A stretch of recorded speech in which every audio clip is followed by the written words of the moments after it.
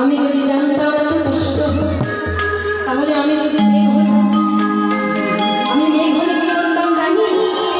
ওই পিতা সূর্যের কাছে, পিতা সূর্য তো উদয় হতো, আর সূর্য উদয় সূর্যকে ঢাকতে হলে কি দরকার না?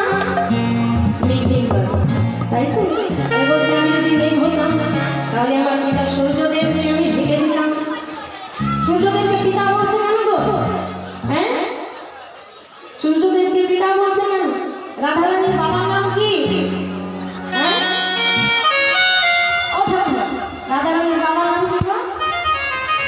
ঋষভানু, তাই তো? আর সূর্যের আরেকটি নাম কি? ভানু, তাই তো? তাহলে নিজ বাবা, তাই রাধারানী বলছে কি সূর্য পিতা। যদি পিতা উদয় হতো জানতাম এইভাবে, তাহলে আমি যদি মেঘ